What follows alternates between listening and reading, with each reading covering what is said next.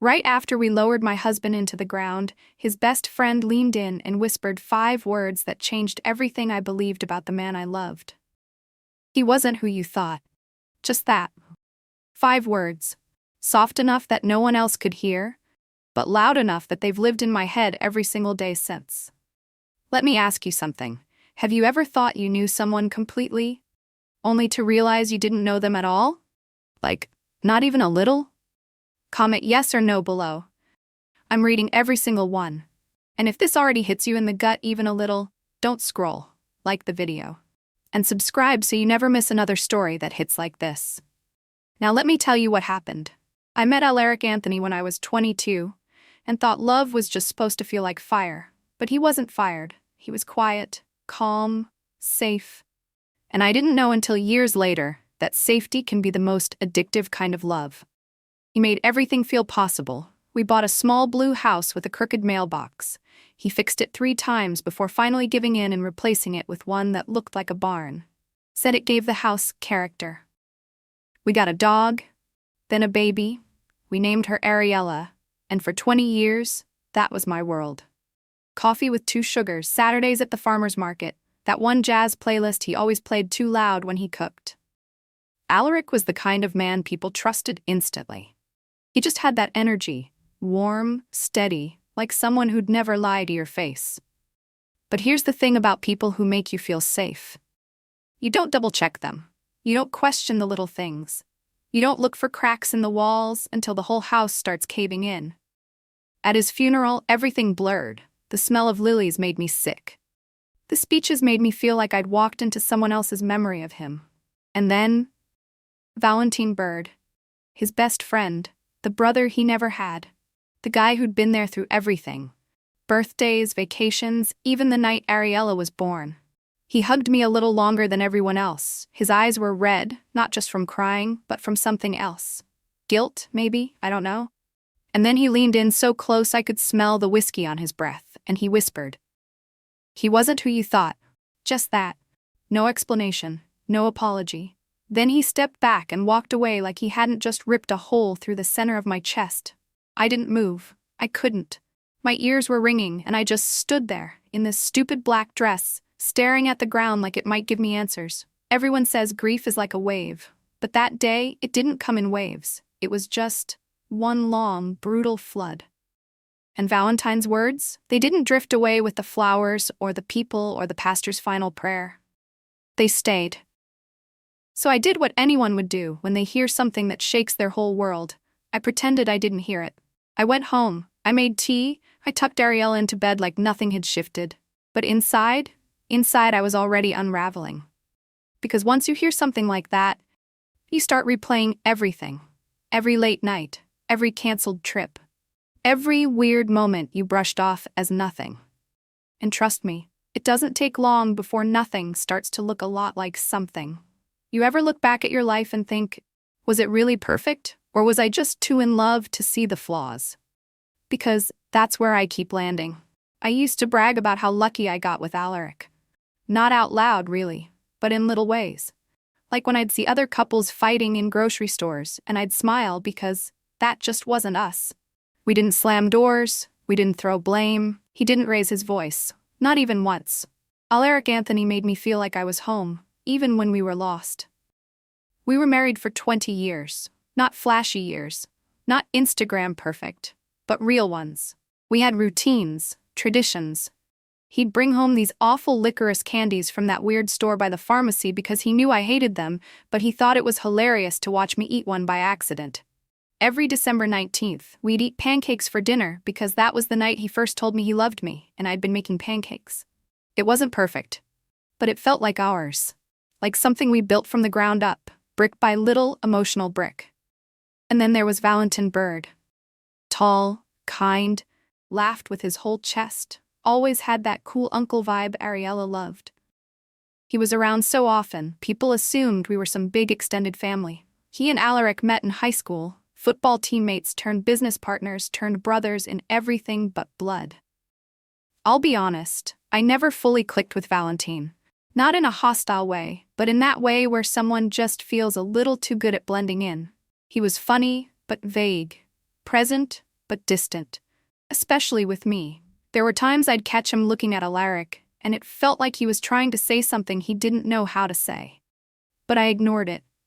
Because people don't question the friend who's always been there. You just let them be there. And then there was Ariella, our girl, our miracle. We tried for years, and then suddenly, there she was. All 6 pounds, 3 ounces of soft cheeks and chaos. She had Alaric's nose and my eyes. But her spirit? That was all her own. Curious, quiet, always watching. Even as a kid, she noticed things I didn't. Once when she was 6, she said, "Daddy looks sad when he smiles at you sometimes." I laughed it off, told her he was just tired. But I remember the way she looked at me, like she didn't believe me but didn't want to make me sad.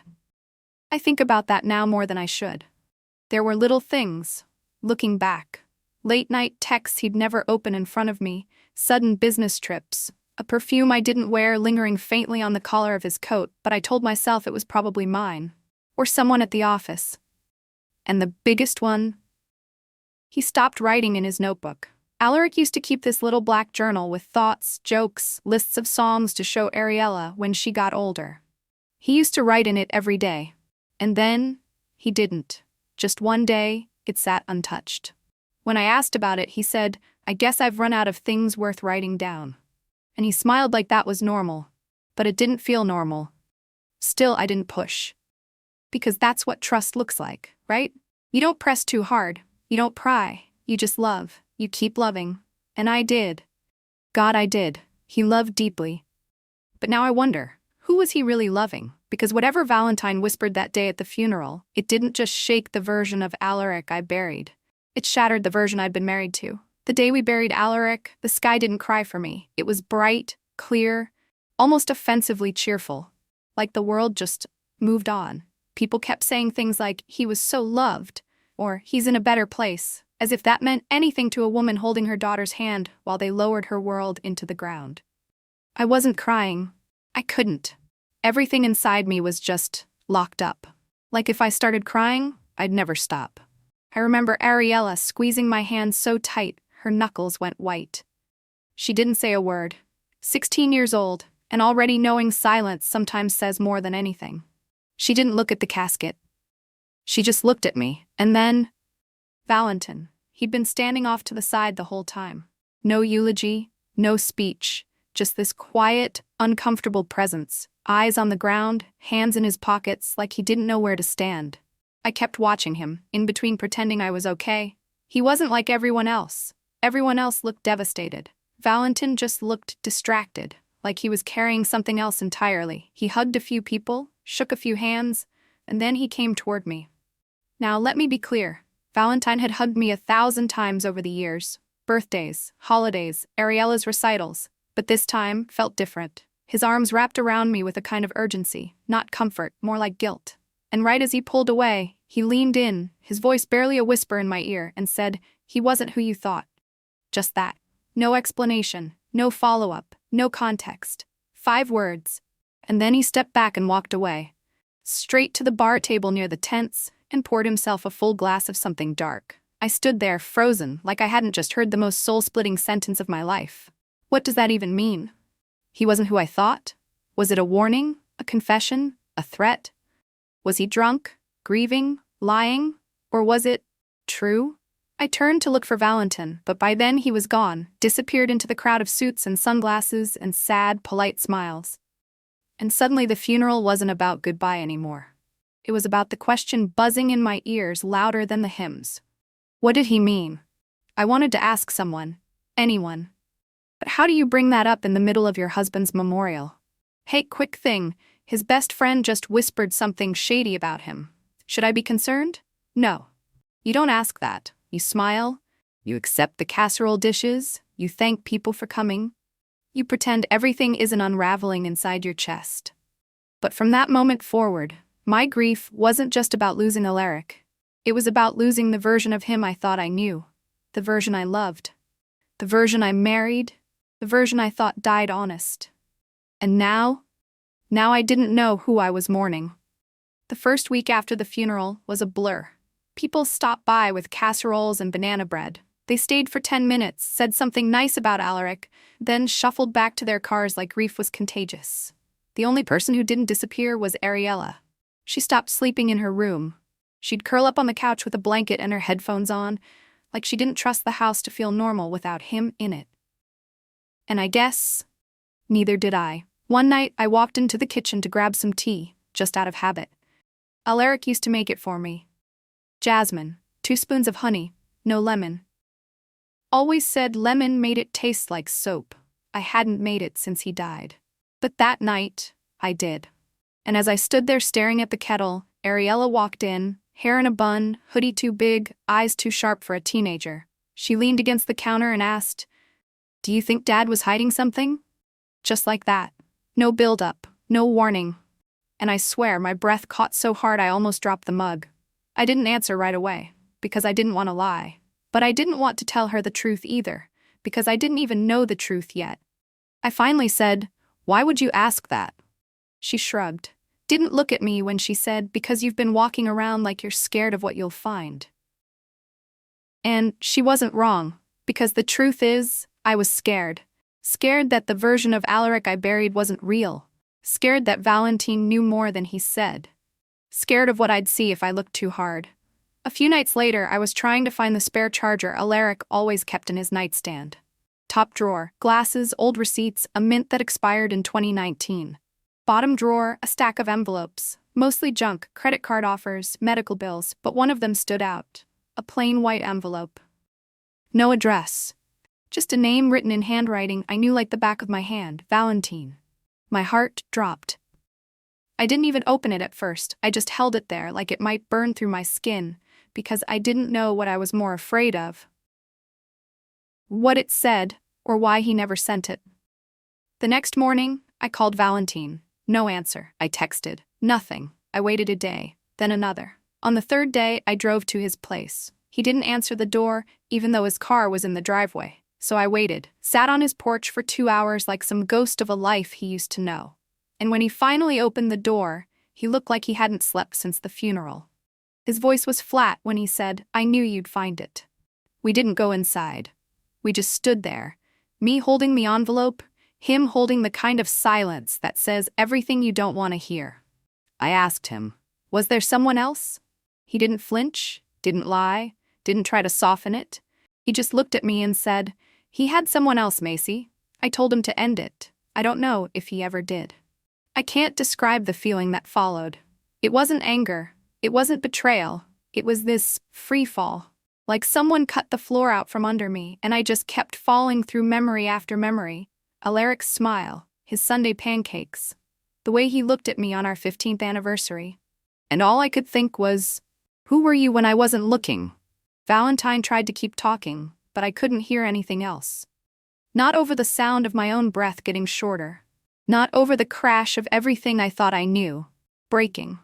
I turned around and walked away. Didn't say goodbye. Didn't ask more questions.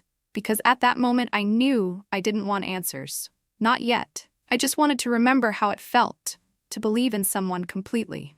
I didn't open the letter that night. I couldn't. Just knowing it existed had already carved a canyon in my chest. So instead, I did the thing grieving people do when we don't know how to feel.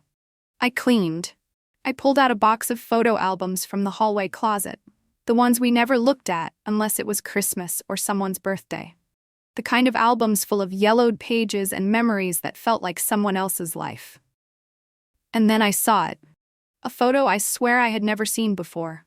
Tucked behind a page like someone didn't want it to be found. Like it slipped out of the narrative by accident. It was at a backyard barbecue, one of those small neighborhood things we used to throw before life got too busy. Alaric was standing next to her. And I mean her, my old college roommate. My best friend from the years when I was broken, and still figuring out who I was.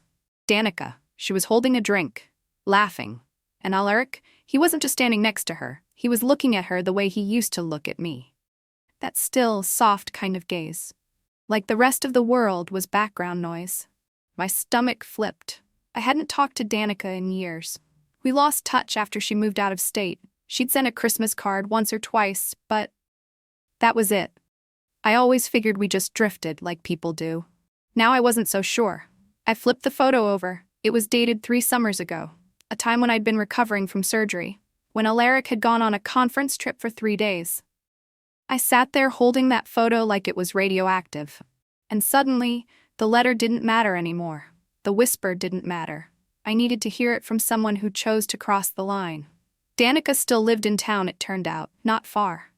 Just tucked into another version of life. When she opened her door and saw me standing there, she didn't fake surprise. She didn't gasp or pretend. She just stepped aside and said, "I was wondering how long it'd take you to find me." We sat in her living room. 2 women who used to laugh over wine and frozen pizza, now sitting across from each other like strangers. I held the photo in my hand, but I didn't show it. Didn't need to. She looked at me and said it before I asked. It wasn't serious. It wasn't planned. It happened once, maybe twice. My heart didn't break. It split. She kept going. I hated myself for it.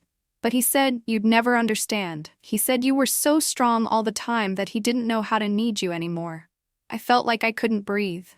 But then, she said the thing that messed me up more than the rest. "He never stopped loving you, Macy.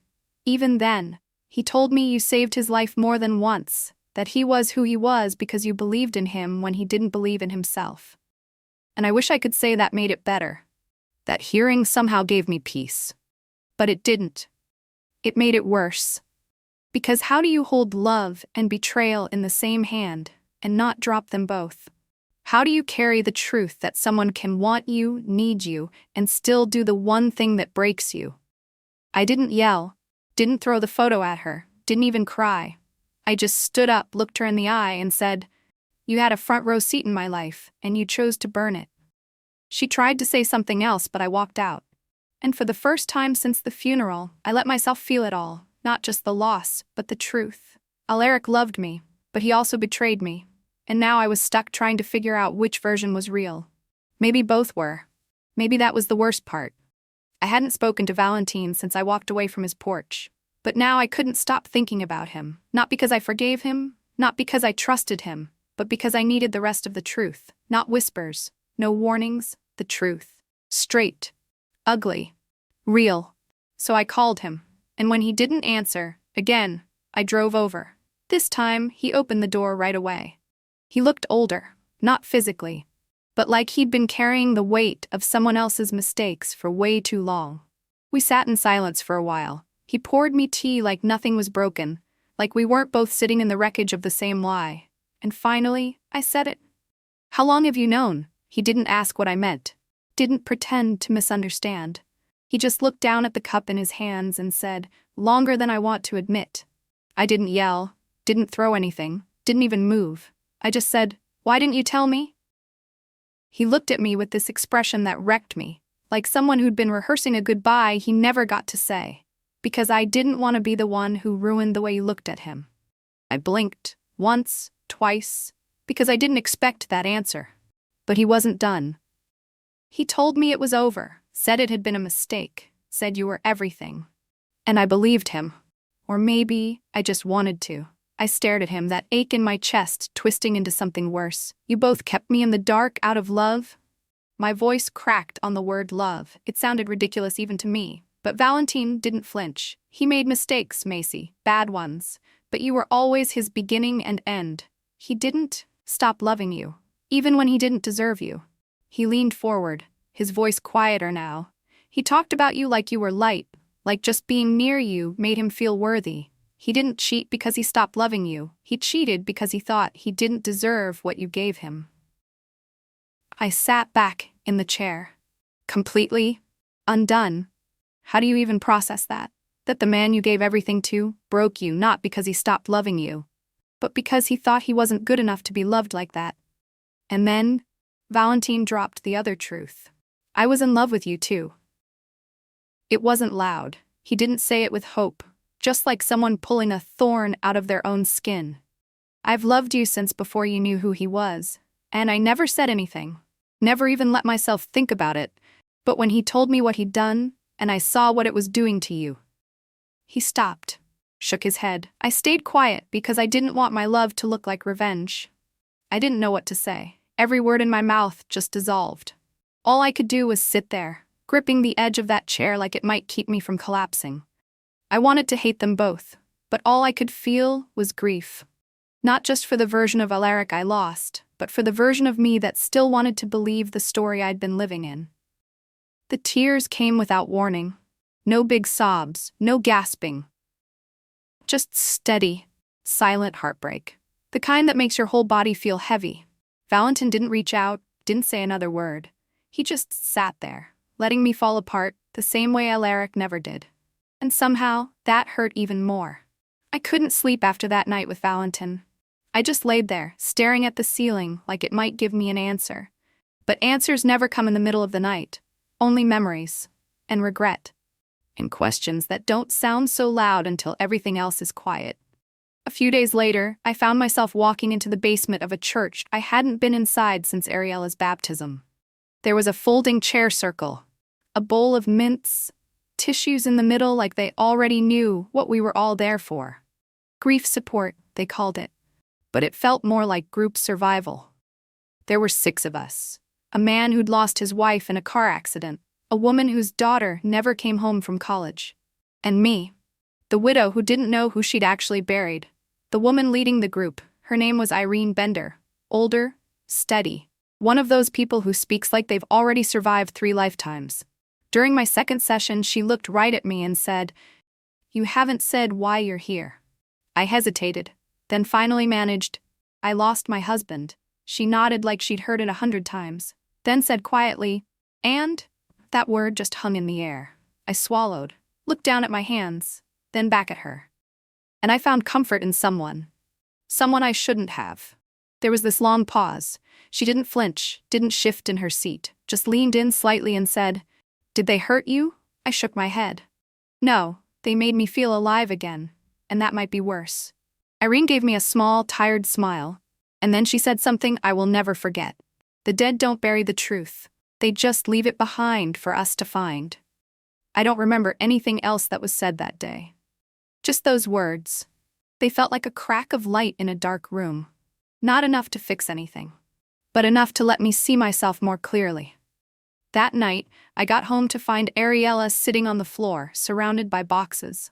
She was going through her dad's old recordings, these little audio notes he used to make when she was a kid. She used to fall asleep listening to his voice, and then she looked up and said, "Mom, I think this one's for you." It was an old voice memo, unlabeled, from 2 months before he died. I almost didn't play it, but I did, and there it was, his voice, rough, quiet, tired in a way I didn't hear when he was alive. I don't know if I'll ever have the guts to say this out loud, but if I'm gone and you're hearing this, Macy, I failed you. I let fear make me small. I let weakness pretend it was strength. And I know that's not the kind of man you loved, but you were the only thing I ever did right. I don't expect forgiveness. I just needed to say it, even if only once. I sat there with that phone in my hand, my daughter's eyes on me, and this ache in my chest that was equal parts pain and relief, because I realized something. Grief doesn't just come from death. It comes from discovering that love, real love, can be flawed, selfish, scared, and still true. And that doesn't make it less real, just harder to live with. And in that moment, I stopped trying to forgive Alaric and started trying to forgive myself for needing more than he was able to give. I didn't call ahead, I just showed up. Valentin answered the door like he'd been waiting, not just today, but for a long time. No fake smile, no tension, just readiness. We sat on his porch, same place I'd sat weeks earlier, demanding answers I wasn't ready to hear. But this time felt different. The air was lighter, my chest not empty but no longer cracking. He poured us both coffee. Black. Said nothing at first, and for once, silence didn't feel awkward, it felt honest. After a few minutes I spoke. "I don't want to go backward." He nodded slowly like he already knew. "I'm not here to blame you, or him, or even me, really. I just wanted to say this once, and then let it be done." He turned toward me, didn't interrupt, so I continued. "I loved him more than I knew I could, and he broke that. Not completely, but enough that I can't carry the story we used to tell ourselves. And you protected me. I know that, I see it now, but you also stood by and watched me drown, thinking silence was some kind of mercy." He looked down, not ashamed, just tired. And then I said the thing that took everything in me to admit, "I understand now. I don't hate you. But I don't need you either. His eyes lifted. Wet but steady. He didn't argue. Didn't beg, didn't try to make anything okay. He just said, "That's fair." There was a pause. The kind of pause where you know a chapter just ended. And then I said, "I just hope, wherever Alaric is, he knows I meant it. Every time I said I loved him, I meant it." Valentine nodded once. He knew, he really did. We didn't hug, didn't cry. We just sat there for a moment, two people who had been in love with the same man for different reasons. And were now learning how to let him go in our own ways. I stood up to leave. He didn't follow me, didn't ask me to stay, because he knew this wasn't a goodbye, this was a boundary. And as I walked away, I didn't look back. Not because I didn't care, but because I finally understood. Some love stories don't end with closure. They end with choice, and I was choosing myself. The house is quiet again. Ariel is off at college, the fridge hums, the dog's asleep, and it's just me, a cup of cold tea, and this old leather journal I stopped writing in the day Alaric died. Tonight, I opened it, not because I needed to revisit the past, but because somehow I stopped being afraid of it. I didn't write about him. Not directly, not by name. But I did write this. I lost a husband, I lost an illusion, but I found the truth, and somehow that set me free. Because that's what grief does. Not just the kind where someone dies, but the kind where your version of them dies too. Alaric was my great love, and also my greatest heartbreak. And those two things? They can live in the same sentence, the same memory, the same breath. I thought if I forgave him, I was excusing him. I thought if I let go, I'd lose the parts of him that were still good. But what I've learned is that healing isn't about protecting someone else's memory. It's about reclaiming your own. He made mistakes. So did I. But I don't regret loving him. I only regret not loving myself sooner. Irene from Group once said, "Grief doesn't kill you, but it changes you, and sometimes that's harder." She was right. I didn't die when Alaric left, but the version of me who lived for someone else's comfort, she did. And in her place, I've been learning to live for myself. Now, I spend mornings on the porch, just me and the sunrise. I go to therapy. I cook dinner for one. And sometimes I cry when jazz plays in the background. But I don't feel broken anymore. I feel aware. And that's enough. There's a photo of Alaric and Ariella on the fridge. He's wearing that awful sweater she bought him in 8th grade. They're laughing about something I can't remember, but I like that I don't remember. It means new memories have room to grow. So if you're watching this and you've ever carried a truth that shattered the story you built your life around, just know this. You're not alone. And you're not broken. You're just awake. Now I want to ask you something. Have you ever discovered a truth that made you question everything you believed about love? Comment yes or no below. I'm listening. Really listening.